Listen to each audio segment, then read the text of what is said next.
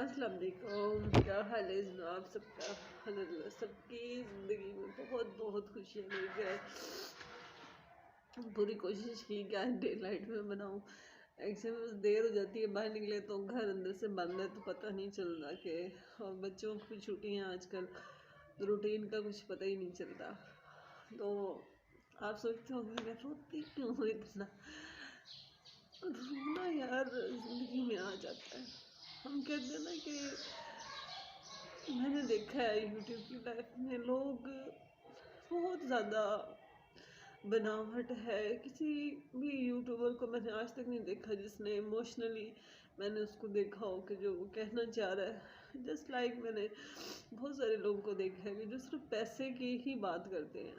हर चीज़ में पैसा, हमारा चैनल मोनेटाइज हो जाए, हमारा फलाना चीज़ आ जाए, पैसे आने लग जाए। देखो पैसा ज़िंदगी की ज़रूरत है, लेकिन यकीन करें कि मैं पता नहीं किस दिमाग की मालक हूँ कि मुझे ऐसे लगता है कि अल्लाह ताला ने हमें एक ऐसी अपॉर्चुनिटी दी है।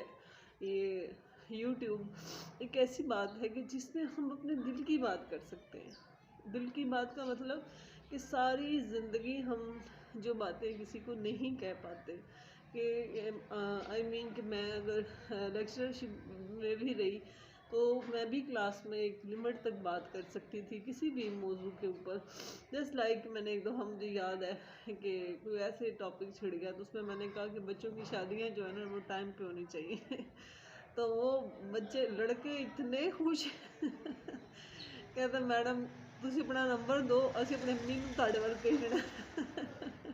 ये बात है हमारी अम्मियों को भी सिखाएं कि बच्चों की शादियां टाइम पे करें। इसकी वजह क्या थी, चले वो तो एक मजाक था, लेकिन इसकी वजह ये थी शादियां टाइम पे होने की। मैंने हमेशा कहा जो हमारे माशरे में मतलब 7 साल बच्ची से ज़्यादती, 5 साल बच्ची से ज़्यादती, जब उनके हाथों में फ़ोन देकर और वो बंद कमरों में बैठे हुए हैं तो आप उनसे क्या, आप मतलब कहोगे कि मैं हर बंदा कोई बच्चा कोई गलत चीज़ देख ही नहीं रहा।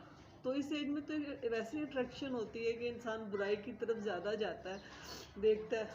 तो मुझे समझ नहीं आई कि ये किस तरह लोग कह सकते हैं कि ये बात। तो मैं अक्सर अक्सर ही होता है, अम्मी को हाल में 2 साल हो चले हैं दुनिया से गए, लेकिन यकीन ही नहीं आता, दिल मानता ही नहीं है। माशाल्लाह से अल्हम्दुलिल्लाह मेरा बेटा मेरे बहुत साथ देता है, मेरी बेटी मेरा बहुत साथ देती है। शायद ये रिश्ते मेरे पास ना होते तो मैं मूव ना कर पाती। जब अम्मी की बस जब ये बात याद आती है, उस वक्त मैं काफ़ी क्राइसिस में थी, बच्चे छोटे थे, तो अम्मी ने हमेशा कहना, तो मुझे बड़ा गुस्सा आता था उस वक्त। अम्मी ने कहना तेरा बुढ़ापा बड़ा चंगा। मैंने तो मैं गुस्से में से अपने दिल में कहती थी कि सिर च मारना बुढ़ापा, जो जवानी नहीं चंगी गुजरनी, तो मुझे गुस्सा चढ़ता था।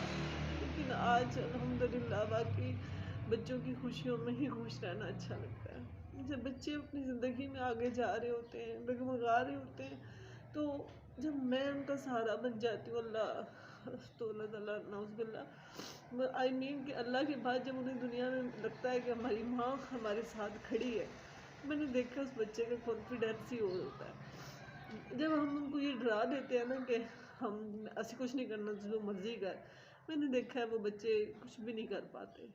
उसकी मिसाल मैं खुद दूँ, मैं ये कह सकती हूँ। मुझे सारी ज़िंदगी ये सिखाया गया, ये काम ना करो गलत है, ये काम ना करो गलत है। अच्छा ऐसे दुपट्टा लो सही है, ऐसे ना लो सही है।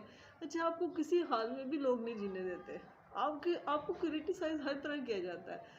तो कहने का मतलब ये मेरी कि हमने सारी ज़िंदगी लोगों के ऊपर चल के गुजार दी। तो आप मुझे ये बताएं कि किसी ने हमारे घर आके दाने डाले या हमारे घर आके हमारे मसाइल को हल किया। तो मैं यहाँ पे बस इतना कहना चाहती कि बच्चों को उनकी ज़िंदगियाँ जीने दिया करें। नज़र वो क्या कहते हैं, वो सियाने कहते हैं ना, शेर के सोने का बच्चों को नवाला दो और शेर की निगाह से देखो। तो हकीकत है कि मैं तो इस फार्मूले में पढ़ा हुआ है।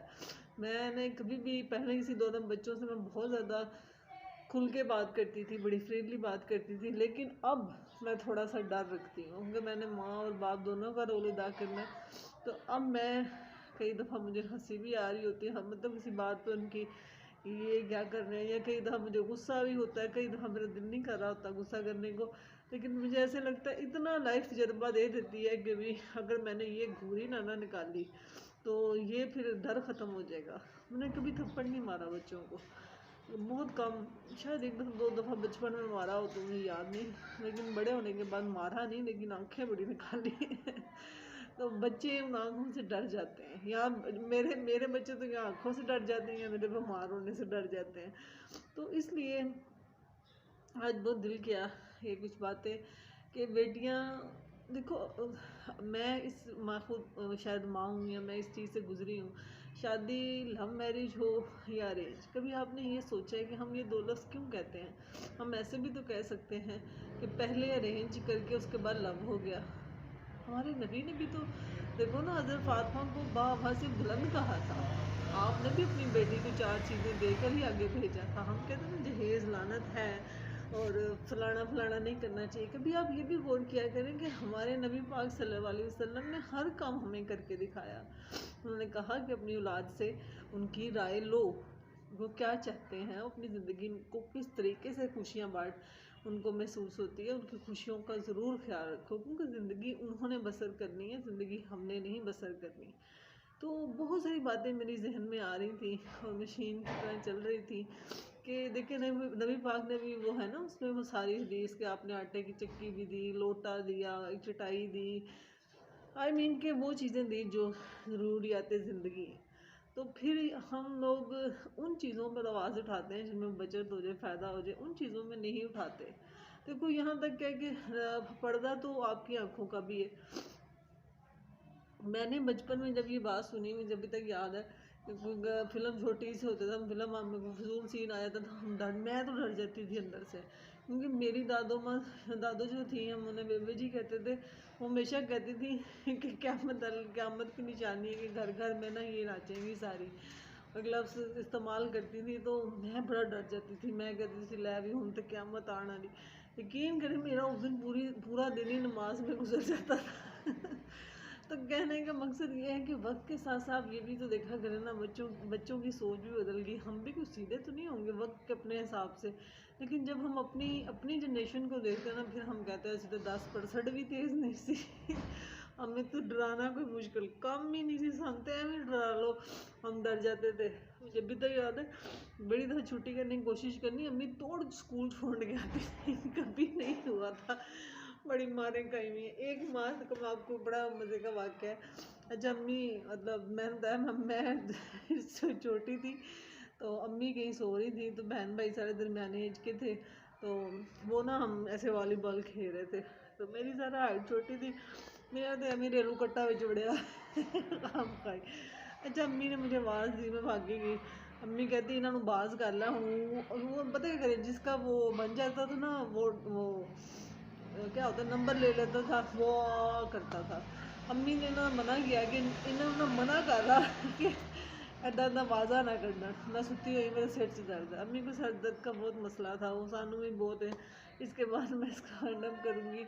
अम्मी को बहुत ज़्यादा मसला था, तो अच्छा अम्मी ने 3 दफ़ा का 4 दफ़ा का मैंने बाहर आके कहा भी कि अम्मी डांट रही है, ना करो ना करो।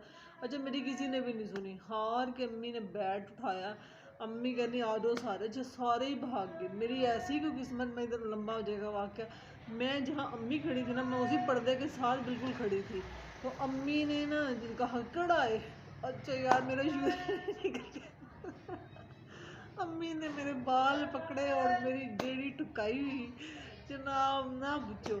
और ये मैंने आपको वाक़या इसलिए सुनाया कि ये देखें कि हम मेंटली इतना डरते थे अपने पेरेंट्स से, इतनी रिस्पेक्ट थी कि उनकी नींद ना ख़राब हो जाए, और मैं डरती मारी भागी भी नहीं कि मेरी माँ मुझे पीछे भागना पड़ेगा, तो मैं इधर ही छुप जाती हूँ। अम्मी ने क्या आ जा फिर तू तो बड़ी कुट पड़ी थी उस वक्त, मुझे याद है अम्मी ने सारा गुस्सा मेरे पे निकाल दिया। तो जनाब ये सारी बातें कहने का मकसद ये है कि हमेशा ये नहीं सोचते, मेरा दिल कहता है कि ये नहीं होता कि कुर्बानी का बकरा हम ही है जनाब। कुर्बानी का मतलब ये, जब हम लोगों को ये सिखा देते हैं ना कि नहीं मेरी तो कोई गल ही नहीं, कोई गल नहीं, तू सारा कुछ कर ला, मेरी खैर है, तो फिर मैंने देखा है ज़िंदगी में कि बहुत तकलीफ दे ज़िंदगी हो जाती है, बहुत ज़्यादा, क्योंकि ज़िंदगी में हर एक को जीने का हक़ है। तो एक दूसरे के लिए आसानियाँ पैदा करेंगे तो होगा, और जितना हो सकता है जनाब आपने मुझे सब्सक्राइब करना है यहाँ तक हो सकता है, क्योंकि मुझे ऐसे लगता है कि ब्लॉगिंग और यूट्यूब के चैनल को आप लोग अच्छे प्लेटफॉर्म को इस्तेमाल करें, इससे अच्छाई फैलाएं, इससे लड़ाइयाँ झगड़े फजूल चीज़ें करप्शन और पैसों का धंधा मत बनाएं। मेरी रिक्वेस्ट है इस चीज़ को अच्छे तरीके से यूटिलाइज करें। इस थैंक यू सो मच। अल्लाह हाफिज़।